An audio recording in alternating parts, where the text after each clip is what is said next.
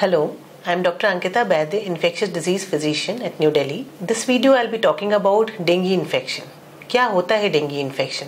काफ़ी कॉमनली हम सब सुनते हैं कि एक वायरस का डिजीज़ है जो मच्छर के काटने से होता है। यूजुअली जो हम देखते हैं डेंगू इन्फेक्शन है यूजुअली मानसून के बाद एक आउटब्रेक करता है जब बारिश होती है, और ज़्यादातर लोग इसके बारे में जानते हैं कि ये फीवर होना, चिल्स होना यानी कि ठंड लग के बुखार आना, जोड़ों में दर्द होना, आंखों के पीछे दर्द होना, सर में दर्द होना, इस तरह की प्रॉब्लम्स लोगों को आती है डेंगू में। जो नहीं जानते हैं वो ये है कि डेंगू के वार्निंग साइंस क्या होते हैं। तो सबसे पहले तो मैं ये बताना चाहूंगी जो डेंगू है उसका वार्निंग साइंस आपको ध्यान रखना है कि किसी को अगर डेंगू का बुखार चल रहा है तो उसको पेट में दर्द होना ये एक वार्निंग साइंस होता है। इसमें आपको डॉक्टर की सलाह जल्दी लेनी होती है। उल्टियां हो रही हैं तो ये एक वार्निंग साइन है। कहीं लाल चकत्ते दाने पड़ गए हैं शरीर पे, ये एक वार्निंग साइन होता है। बहुत ज्यादा सिर में दर्द होना या चक्कर आने, घबराहट होना, सांस लेने में दिक्कत होना, ये सारे जो है गंभीर लक्षण होते हैं डेंगू में। और कभी कभी पीलिया भी होता देखा है। तो लास्ट ईयर हमने देखा कि डेंगू की बीमारी में काफी लोगों को पीलिया भी डेवलप किया, जिसे हम जॉन्डिस कहते हैं, कि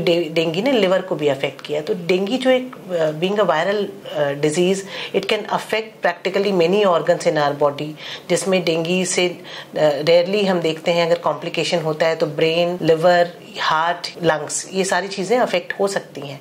सभी में नहीं होती हैं। तो कुछ पेशेंट्स जो डेंगू के होते हैं उसे हम होम केयर का ही एडवाइस करते हैं कि आप घर में रहते हुए अच्छे से पानी लेते हुए और सही दवाइयाँ लेते हुए ठीक हो जाते हैं। कुछ लोग होते हैं जिसे क्लोज मॉनिटरिंग में रखने की ज़रूरत पड़ती है, स्पेशली ऐसे लोग जिनमें वार्निंग साइंस होता है या जिनमें ऑलरेडी कोई तरह की बीमारी होती है, लाइक शुगर, डायबिटीज़, हार्ट की प्रॉब्लम, प्रेगनेंसी है अगर किसी को। तो इस तरह में हम कोशिश करते हैं कि वो क्लोज फॉलोअप में रहें और चेक कराते रहें अपने सिम्टम्स के लिए। कुछ लोगों को जिनमें वार्निंग साइंस भी होता है या ब्लीडिंग का रिस्क ज्यादा होता है, उसमें जरूरी होता है कि हॉस्पिटल में भर्ती। तो ये सारी चीजें डॉक्टरी सलाह से ही पॉसिबल हो पाती है सही तरीके से। जो आपको बिल्कुल नहीं करना है, तो अगर डेंगू का सीजन चल रहा है, डेंगू फैल रहा है, तो आप बिल्कुल भी पैरासिटामोल छोड़ के और कोई दवाई नहीं लेंगे बुखार उतारने के लिए। ना आप मेफेनामिक एसिड, ना ब्रूफेन, ना डिक्लोफेनेक, इस तरह की जो स्ट्रॉन्ग मेडिसिन होती हैं या स्टेरॉइड्स होते हैं, इसे बिल्कुल भी नहीं लेंगे बुखार उतारने के लिए।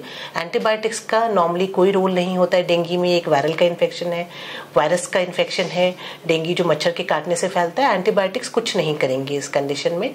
जो आपको जरूर करना है वो बहुत सारा पानी पीना है, फ्लूइड्स ले, अगर नहीं भी भूख लग रही है, खा नहीं पा रहे हैं तो भी पानी जितनी मात्रा में लेंगे रिकवरी अच्छा रहेगा उसमें।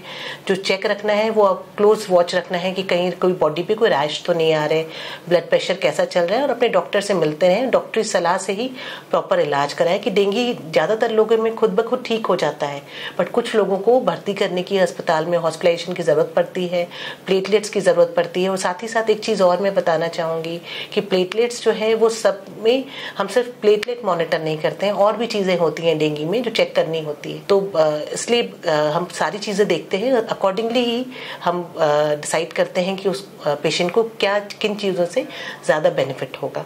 तो सतर्क रहें और स्वस्थ रहें। Thank you.